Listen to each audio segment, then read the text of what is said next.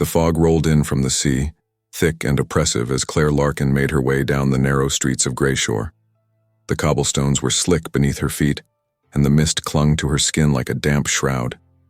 She pulled her coat tighter around herself, trying to ward off the chill that seemed to seep into her very bones. Claire had come to this dreary coastal town seeking solace, or perhaps oblivion.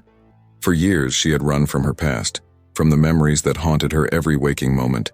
But no matter how far she fled, the weight of her guilt followed, an anchor dragging her down into the depths of despair. As she walked, the muffled sound of her footsteps echoing off the weathered buildings, Claire found herself in an unfamiliar part of town. The street seemed to twist and turn in ways she didn't remember, the fog obscuring her view and confusing her sense of direction. Just as she was about to turn back, a flicker of light caught her eye. There, nestled between two crumbling edifices, was a small storefront she had never noticed before. The window was grimy, but through it, she could see the warm glow of oil lamps illuminating rows upon rows of books. Above the door hung a simple wooden sign, its letters faded and peeling. Tome's Testimonies. Claire hesitated, her hand hovering over the tarnished brass doorknob. Something about the shop called to her, a whisper on the edge of hearing, promising answers to questions she had never dared to ask. With a deep breath, she pushed open the door. A bell chimed softly as she entered, the sound seeming to linger in the air far longer than it should have. The interior of the shop was larger than she had expected, stretching back into shadows that the warm lamplight couldn't quite penetrate. Shelves lined every wall, sagging under the weight of countless volumes, their spines a rainbow of faded colors and gilt lettering. The air was heavy with the scent of old paper, leather, and something else, something musty and ancient that made Claire's nose wrinkle. As she ventured further into the shop, she noticed that there was no sign of a proprietor. The silence was absolute, broken only by the soft creak of floorboards beneath her feet. Claire ran her fingers along the spines of the books as she walked, feeling the texture of leather, cloth, and paper beneath her fingertips. Each tome seemed to vibrate with a life of its own, as if the stories contained within were struggling to break free from their bindings.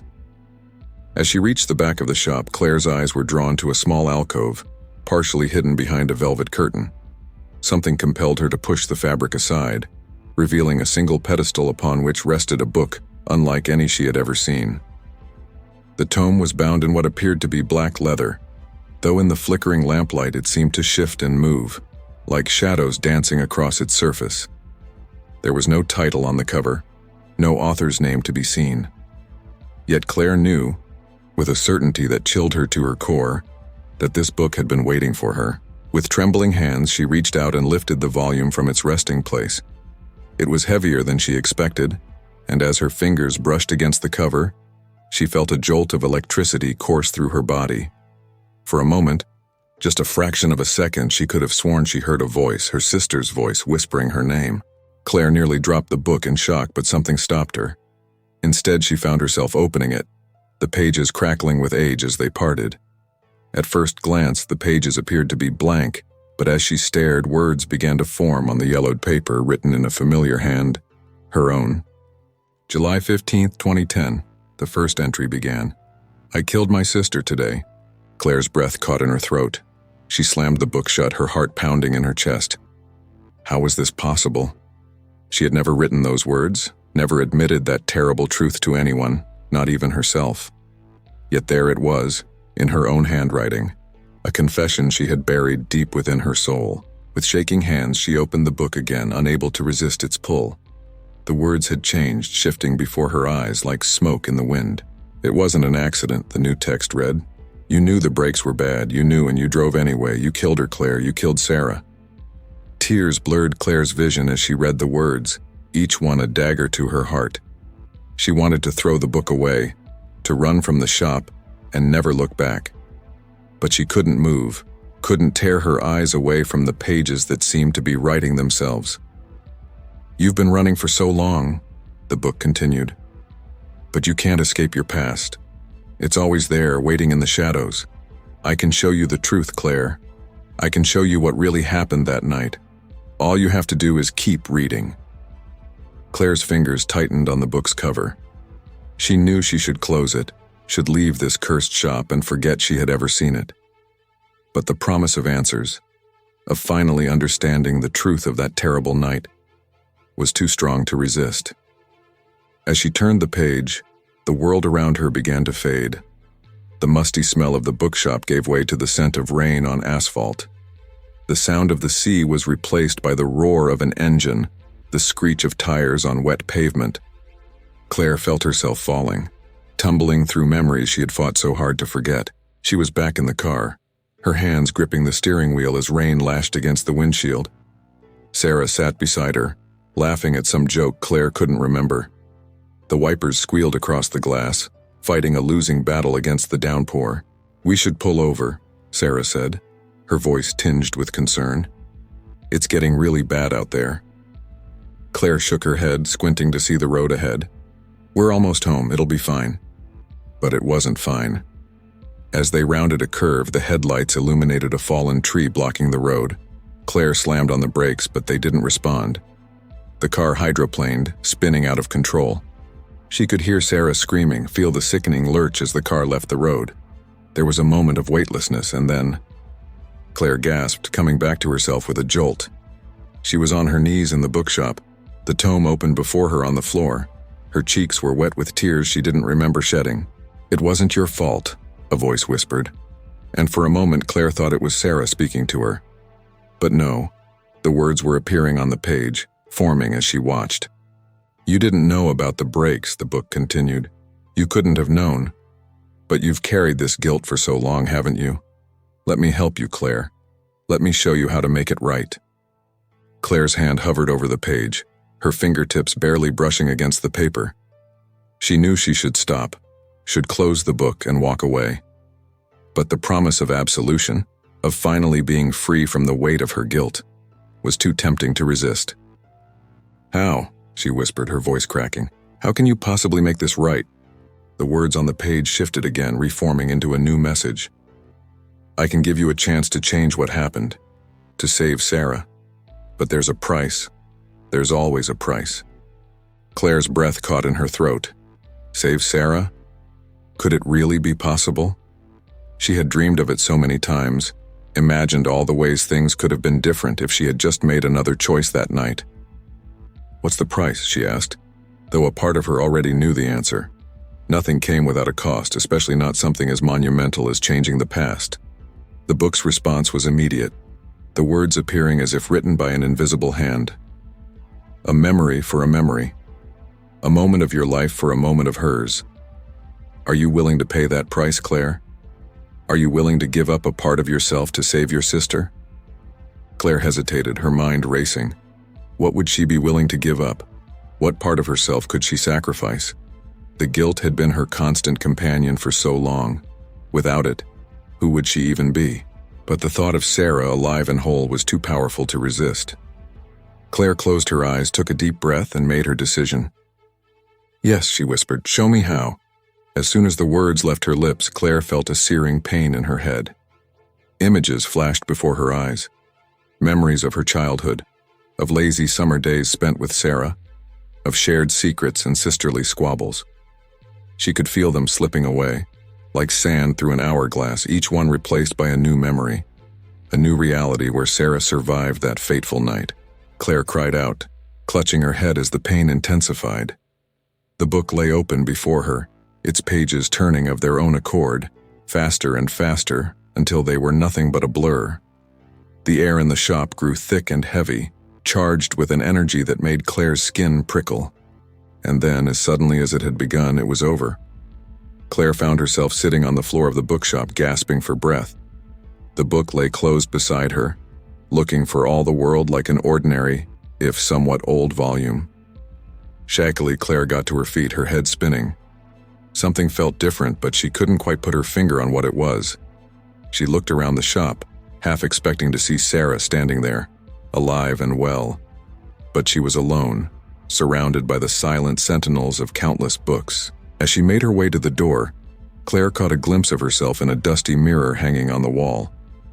She stopped short, staring at her reflection in disbelief. The face looking back at her was her own, and yet not.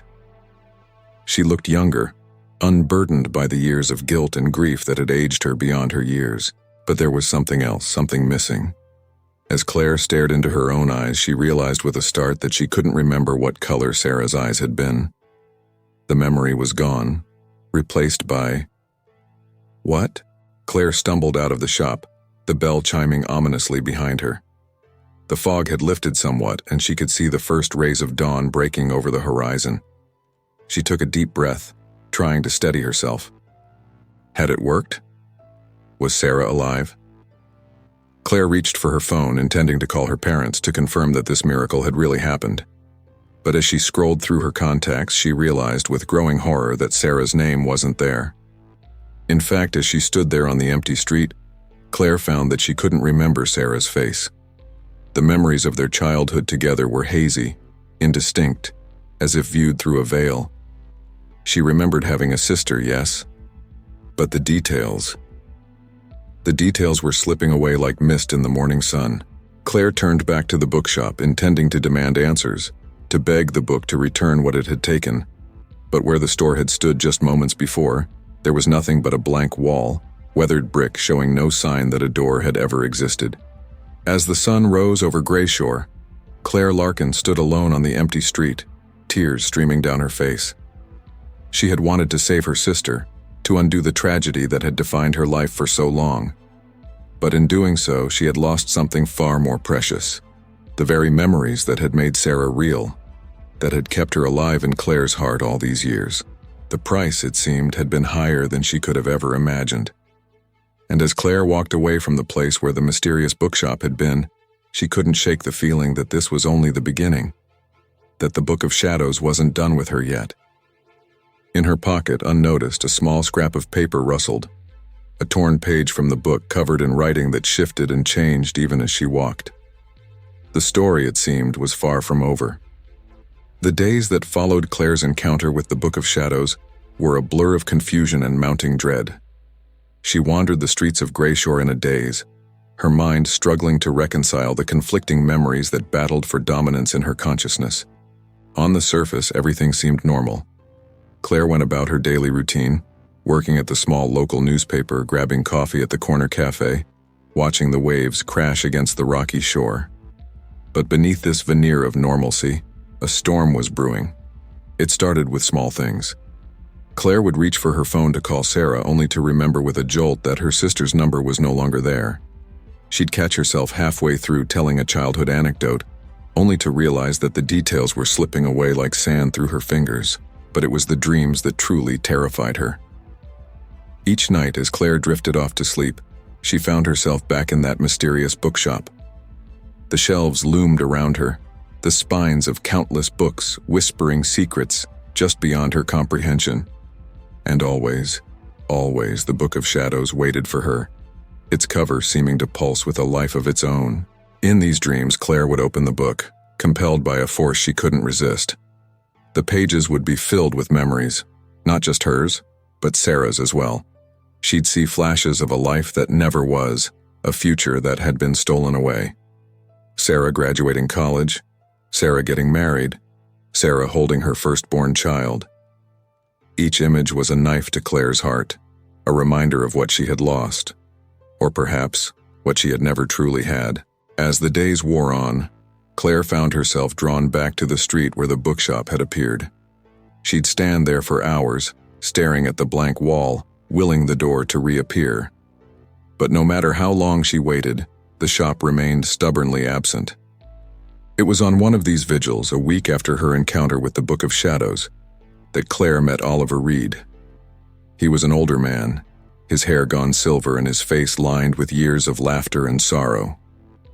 He approached her as she stood before the wall, his eyes filled with a knowing sympathy that made Claire's breath catch in her throat. "You've seen it too, haven't you?" Oliver asked, his voice low and gravelly. "The shop that isn't there?" Claire turned to him, her heart racing. "You know about it, the bookshop, the book?" Oliver nodded, his expression grave. "I know. I've been where you are, searching for answers for a way back. But trust me, my dear, some doors are better left closed." He invited her to coffee, and Claire found herself pouring out her story. The accident, the guilt, the mysterious book that had promised to make everything right. Oliver listened without judgment, his eyes filled with a deep sadness. When she finished, Oliver was quiet for a long moment. Then with a heavy sigh, he rolled up his sleeve, revealing a tattoo on his forearm. It was an intricate design, a series of interlocking symbols that seemed to shift and move as Claire stared at them. "This," Oliver said, tracing the tattoo with a gnarled finger, "is all I have left of my wife. The Book of Shadows took her from me, not just in body, but in memory as well. I can't remember her face, her voice, even her name. But this is the last page of our story, the one the book couldn't erase." Claire felt a chill run down her spine. "What do you mean it took her? I thought it was supposed to save people, to change the past." Oliver's laugh was bitter, devoid of humor. "Oh, it changes the past, all right, but not in the way you'd hope. The book doesn't save people, Claire. It consumes them. It feeds on memories, on the very essence of who we are and who we've loved." He went on to explain that the Book of Shadows was far older than either of them could imagine. It had been created centuries ago by a powerful sorcerer who sought to cheat death by stealing the life force of others. The book was a trap, designed to lure in those desperate enough to want to change their past. "But how?" Claire asked, her mind reeling. "How can it just erase people? Sarah was real, I know she was." "The book doesn't just change our memories," Oliver explained. "It changes reality itself. When you made that bargain, you didn't just give up your memories of Sarah. You gave the book permission to rewrite your entire history. In this new reality, Sarah never existed at all." Claire felt as if the ground had dropped out from beneath her. She thought of her parents, of Sarah's friends. Did they remember her? Or had the book erased Sarah from their minds as well, creating a world where Claire had always been an only child? "Is there no way to undo it?" she asked, her voice barely above a whisper. "To bring her back?" Oliver's eyes filled with pity. "I've spent years searching for a way, but the truth is, Claire, I don't think there is one. The book's power is absolute. Once it rewrites reality, that new reality becomes the truth." As they talked, Claire felt the weight of a small object in her pocket. With trembling fingers, she pulled out the scrap of paper she had unknowingly taken from the Book of Shadows. As soon as she touched it, words began to appear on its surface. "The story isn't over," the flowing script read. "There's still time to save her, but the price will be higher this time. Are you willing to pay it?" Claire showed the paper to Oliver, whose face went pale. "Don't trust it," he warned. "Whatever it's offering, it's a lie. The book will take everything from you, Claire. Everything." But even as Oliver spoke, Claire couldn't tear her eyes away from the words on the paper. Save Sarah? Could it really be possible? Despite everything she had learned, a small spark of hope flickered in her chest. That night, as Claire tossed and turned in her bed, unable to sleep, she felt a presence in her room. Opening her eyes, she saw a figure standing at the foot of her bed, a young woman with familiar features that Claire couldn't quite place. "Hello, sister," the figure said, her voice echoing as if from a great distance. "Have you forgotten me already?" Claire sat up, her heart pounding. "Sarah, is that really you?" The figure smiled, but there was something off about the expression, something that made Claire's skin crawl. "I'm here, Claire. I'm waiting for you. All you have to do is find the book again. It can bring me back, make everything right. Don't you want that?" Before Claire could respond, the figure vanished, leaving behind only the lingering scent of old books and a feeling of unease that settled deep in Claire's bones. The next morning, Claire woke with a sense of purpose. Despite Oliver's warnings, despite the growing certainty that she was walking into a trap, she knew what she had to do. She had to find the Book of Shadows again, had to try to make things right. She spent days wandering the streets of Grayshore, searching for any sign of the elusive bookshop. She questioned locals, pored over town records, even tried to track down the property owner of the building where the shop had appeared. But it was as if the place had never existed at all. As her search grew more desperate, Claire began to notice strange occurrences around her. Shadows seemed to move of their own accord, following her as she walked down the street. She'd catch glimpses of Sarah out of the corner of her eye, only to turn and find nothing there. And always, she felt as if she were being watched, evaluated, judged by some unseen presence. It was a week into her search that Claire's world truly began to unravel. She woke one morning to find that her apartment had changed. The furniture was different, the walls a color she didn't recognize. Photos that had once shown her and Sarah now displayed Claire alone, or with people she didn't remember. Panicked, she ran to her parents' house only to find strangers living there. When she managed to track down her mother, the woman looked at her with confusion, insisting that she had only one daughter and had never lived in the house Claire described. Claire's reality was shifting, memories rewriting themselves even as she struggled to hold on to them. She could feel Sarah slipping away, becoming less and less real with each passing day. And yet, paradoxically, the absence of her sister seemed to grow stronger, a Sarah-shaped hole in the world that ached like a phantom limb. It was in this state of desperation that Claire found herself once again standing before the blank wall where the bookshop had been. Rain poured down around her, soaking her to the skin, but she hardly noticed. Her entire being was focused on willing the door to appear, silently begging the universe or whatever forces controlled the Book of Shadows to give her one more chance. "Please," she whispered, her voice breaking. "Please, I'll do anything. Just let me see her one more time, let me make it right." As if in answer to her plea, the wall before her began to shimmer. The bricks seemed to melt away, revealing a familiar wooden door with peeling paint and a tarnished brass knob. Without hesitation, Claire reached out and turned the handle. The shop looked exactly as she remembered it. The towering shelves, the flickering oil lamps, the musty scent of old paper and forgotten stories. But this time, Claire wasn't alone. Standing at the back of the shop, beside the pedestal where the Book of Shadows rested, was a figure she recognized from her dreams. "Hello, Claire," Sarah said, her voice echoing strangely in the confines of the shop. "I've been waiting for you." Claire took a step forward, her heart pounding. "Sarah, is it really you?" Sarah smiled, but the expression didn't reach her eyes. There was something off about her, something not quite human in the way she moved and spoke. In a manner of speaking, "I'm what's left of your sister, Claire. The essence the book captured when you made your bargain." "I'm so sorry," Claire said, tears spilling down her cheeks. "I never meant for this to happen, I just wanted to save you." Sarah's expression softened slightly. "I know, but the book doesn't save people, Claire, it consumes them, and now it wants to consume you too." As if on cue, the Book of Shadows began to glow with an eerie light.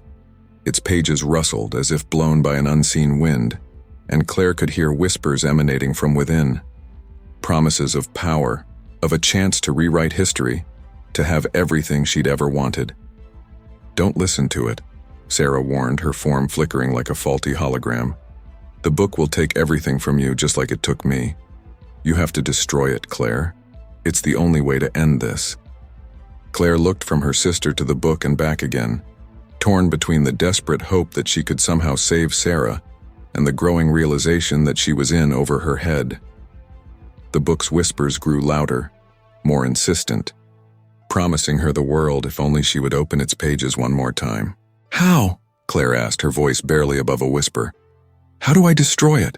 But before Sarah could answer, the book flew open of its own accord. A vortex of energy erupted from its pages, pulling at Claire with irresistible force. She stumbled forward, her hands grasping at empty air as she felt herself being drawn into the book's embrace. The last thing Claire saw before the world went dark was Sarah's face, a mixture of sorrow and resignation etched across her features. Then everything dissolved into a swirling chaos of memories and might-have-beens as the Book of Shadows prepared to claim its next victim. Claire felt herself falling, tumbling through a void filled with fragments of her life, and lives that had never been. She saw herself growing up without Sarah, saw the person she might have become without the weight of guilt and grief. She saw Sarah living the life that had been stolen from her, growing old surrounded by a family of her own, and through it all she heard the book's voice, seductive and terrible. "I can give you any life you want, Claire. All you have to do is let go. Let go of who you were, of who you thought you should be. Embrace the story I can write for you." For a moment, Claire was tempted. The promise of a life without pain, without the crushing weight of responsibility and regret, was almost too much to resist. But as she floated in that liminal space between realities, she remembered Oliver's words, remembered the look in Sarah's eyes as the vortex pulled her in. With every ounce of willpower she possessed, Claire fought against the book's influence. She clung to her memories of Sarah, not just the tragedy of her death, but the joy of their shared childhood, the love that had bound them together as sisters. She refused to let the book erase those moments, refused to allow it to consume the essence of who she was. As Claire struggled, she became aware of other presences around her, countless souls trapped within the book's pages, each one a story left unfinished, a life cut short by the book's insatiable hunger. And among them, shining like a beacon, was Sarah. Reaching out with her mind, her soul, every fiber of her being, Claire grasped for her sister. "I won't let you go," she thought fiercely. "Not again. Never again." In that moment of connection, Claire understood the true nature of the Book of Shadows. It wasn't just a magical artifact or a trap for the unwary. It was a prison, a repository for all the pain and regret and unfulfilled potential of those it had consumed over the centuries. And like any prison, it could be broken. With a cry that echoed through the very fabric of reality, Claire tore herself free from the book's grasp. She felt herself falling again, but this time it was a physical sensation, the feeling of her body hitting the floor of the bookshop with bruising force. Gasping for breath, Claire looked up to see the Book of Shadows hovering in the air before her, its pages fluttering wildly, dark energy crackling around it like lightning. And there, standing between Claire and the book, was Sarah, no longer a flickering apparition, but solid and real. "Together," Sarah said, reaching out her hand. "We can end this, Claire. We can set them all free." Without hesitation, Claire took her sister's hand. As their fingers intertwined, she felt a surge of power unlike anything she had ever experienced. It was the strength of their bond, the love between sisters that transcended death and time, and the manipulations of an ancient, malevolent force. As one, Claire and Sarah reached out towards the Book of Shadows. The moment their hands touched its cover, there was a blinding flash of light and a sound like the tearing of reality itself. Claire felt as if she were being turned inside out, every atom of her being pulled apart and reassembled. And then suddenly it was over. Claire found herself lying on the floor of the bookshop, her entire body aching as if she'd run a marathon. The Book of Shadows was gone, reduced to a pile of ashes that scattered in a non-existent breeze. And there, lying beside her, was Sarah. For a long moment, neither of them moved, both too afraid that any action might shatter this fragile reality. Then, slowly, Sarah opened her eyes. "Claire," she whispered, her voice hoarse. Is it really over?" With a sob, Claire pulled her sister into a fierce embrace. "It's over," she said, tears streaming down her face. "We did it. We're free." As the sisters held each other, the bookshop around them began to fade, its shelves dissolving into mist, its walls becoming translucent. Through the fading structure, Claire could see the streets of Grayshore, the familiar buildings, and the sea beyond. They had done it. They had destroyed the Book of Shadows, freeing not just themselves but all the souls it had trapped over the centuries. As the last vestiges of the shop disappeared, Claire felt a profound sense of peace settle over her. The guilt that had weighed her down for so long, the grief that had defined her existence, began to lift. It wasn't gone entirely. Claire knew that some scars would always remain. But for the first time in years, she felt hope for the future. As she and Sarah walked out into the sunlight, arms around each other's waists, Claire knew that their journey was far from over. There would be explanations to give, a life to rebuild, a new reality to navigate, but they would face it together, two sisters against the world, their bond stronger than any magic, darker than any shadow. And in her pocket, unnoticed for now, a single blank page from the Book of Shadows remained, a reminder that every ending is just the beginning of a new story, waiting to be written. The days that followed the destruction of the Book of Shadows were a whirlwind of confusion, joy, and lingering unease for Claire and Sarah. As they stepped out of the fading bookshop and into the streets of Grayshore, they were met with a world that had been irrevocably changed by their actions. At first, it seemed as if everything had returned to normal. Sarah was alive, her existence no longer erased from reality. Claire's memories of their shared childhood came flooding back, filling in the gaps that the book had created. But it quickly became apparent that things weren't quite as simple as they appeared. The town of Grayshore itself seemed to be in a state of flux. Buildings would shift and change when they weren't looking directly at them. Streets would lead to unexpected places, and sometimes they'd turn a corner to find themselves back where they started. It was as if the destruction of the Book of Shadows had loosened the very fabric of reality in the area. More unsettling were the reactions of the townspeople. Some, like Claire's parents, welcomed Sarah back with open arms, tears of joy streaming down their faces as they embraced the daughter they had thought lost forever. Others looked at Sarah with confusion, as if seeing a stranger wearing the face of someone they should know. And a few, a very few, reacted with outright fear, crossing the street to avoid the sisters or making warding gestures as they passed. "It's like they can sense what happened," Sarah said one evening as she and Claire sat on the beach watching the sun set over the turbulent sea. "Like they know we've come back from somewhere we shouldn't have been." Claire nodded, her hand instinctively going to her pocket where she kept the blank page from the Book of Shadows. She hadn't told Sarah about it yet, unsure of what it might mean or whether it posed a danger. "We did something impossible," she said. "Maybe the world doesn't quite know how to deal with that yet."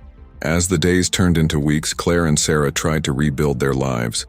They moved into a small apartment together, supporting each other as they navigated this strange new reality. Sarah struggled with the lost years, with the knowledge of a death she both had and hadn't experienced. Claire battled with residual guilt, still feeling responsible for the accident that had started it all, even though it had been undone. It was during this time that Claire began to notice something odd about the blank page she had kept from the Book of Shadows.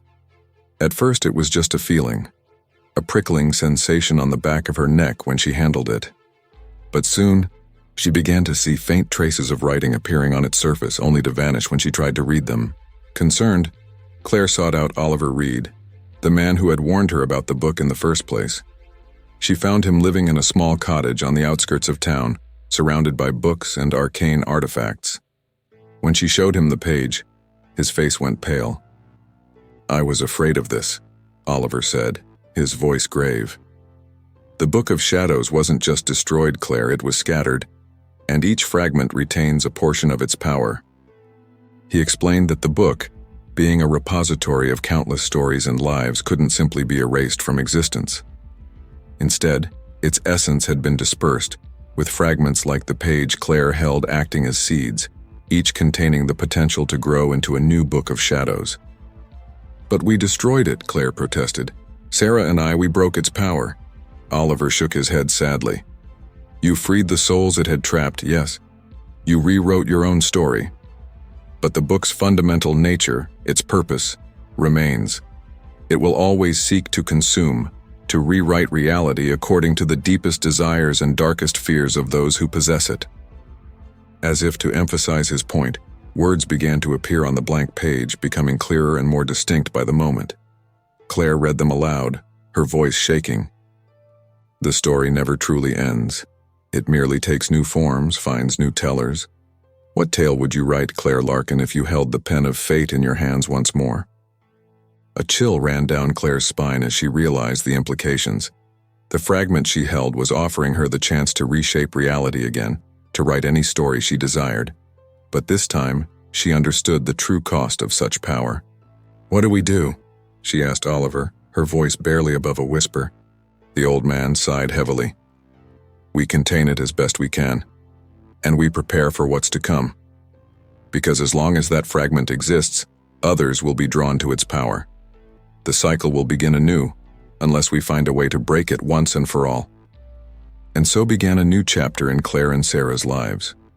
With Oliver's guidance, they began to study the occult, learning about the hidden forces that shape the world. They trained themselves to recognize the signs of the Book of Shadows' influence, to resist its temptations and to help others do the same. As the sisters delved deeper into this hidden world, they discovered that they weren't alone in their fight. There were others who had encountered the Book of Shadows or its fragments, survivors and seekers who had been marked by their experiences. Together, they formed a loose network, sharing information and supporting each other in their efforts to contain the book's lingering influence. But even as they worked to protect the world from the Book of Shadows, Claire and Sarah found themselves changing. The knowledge they gained, the power they learned to wield, set them apart from the ordinary world. They began to see the hidden currents that ran beneath the surface of reality, the stories that shaped people's lives in ways both subtle and profound. And always they felt the pull of the fragment Claire carried, its whispers growing louder in moments of doubt or weakness. It promised them the power to right every wrong, to save every lost soul, to create a perfect world free from pain and suffering. The temptation was immense, and there were moments when Claire found herself reaching for the page, her fingers itching to write a new reality into being. It was Sarah who kept her grounded, who reminded her of the price they had paid and the lessons they had learned. "We can't play God, Claire," she would say, taking her sister's hand and squeezing it gently. "Our story, with all its pain and joy, is our own. We have to live it, not try to rewrite it." As the years passed, Claire and Sarah became known in certain circles as guardians, protectors against the darkness that lurked at the edges of reality. They traveled the world, tracking down other fragments of the Book of Shadows, helping those who had fallen under its influence and slowly, painstakingly, piecing together the knowledge they would need to end its threat once and for all. But the fragment Claire carried remained active, a constant reminder of the power they faced and the responsibility they bore. And sometimes, in the dead of night, Claire would wake to find words forming on its surface, offering her glimpses of other lives, other possibilities. In another world, you never opened the Book of Shadows. Sarah remained dead and you lived a life haunted by guilt and regret. In another world, you embraced the book's power fully, rewriting reality to your whims until you could no longer recognize yourself. In another world, you and Sarah never existed at all. Your entire lives nothing more than a story in someone else's book. These visions were a testament to the book's enduring power, its ability to twist reality and prey on the deepest desires of the human heart. But they were also a reminder of the choice Claire and Sarah had made, the path they had chosen to walk together. As they stood on the cliffs overlooking Grayshore, the town where their journey had begun, Claire took the fragment from her pocket and held it up to the fading light. The paper seemed to shimmer, words and images flickering across its surface like heat mirages. "Do you ever wonder," Sarah asked, her voice soft, "what would have happened if we had made a different choice? If we had let the book rewrite our story completely?" Claire was quiet for a long moment, watching as the sun dipped below the horizon, painting the sky in shades of orange and purple. Finally, she shook her head. "I used to," she admitted. "But now I think our story is exactly what it should be. Not perfect, not without pain or struggle, but ours." She took her sister's hand, feeling the warmth of Sarah's skin against her own, the tangible proof that they had survived, that they were together despite everything the Book of Shadows had thrown at them. "Besides," Claire added with a small smile, "our story isn't over yet, we've still got work to do." As if in response to her words, new text appeared on the fragment. "The end is just another beginning. The story continues with or without you. What role will you play in the tales yet to be told?" Claire and Sarah exchanged a look, a mixture of determination and apprehension in their eyes. They knew that their fight against the Book of Shadows and its influence was far from over. There would be more fragments to find, more lost souls to save, more attempts by the book to regain its power and reshape reality. But they also knew that they wouldn't face these challenges alone. They had each other, and they had the knowledge and strength they had gained through their ordeal. Whatever the future held, whatever stories were yet to be written, they would face it together. As the last light faded from the sky, Claire carefully wrapped the fragment in a cloth inscribed with protective symbols and tucked it away. Then, arm in arm with her sister, she turned away from the cliffs and began the walk back into town. The Book of Shadows had tried to rewrite their lives, to consume their very essence. But in the end, Claire and Sarah had written their own story, A tale of sisterhood, of sacrifice, of the power of love to overcome even the darkest of magics. And though they knew that their battle was far from over, they faced the future not with fear, but with hope. For they had learned the most important lesson of all, that every person has the power to shape their own destiny, to write their own story in the great book of life.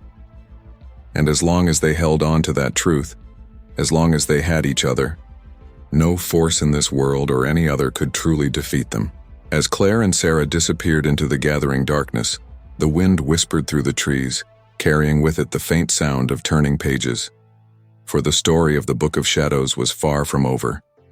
In hidden corners of the world, in the depths of human hearts, its influence lingered, waiting for the next chapter to begin.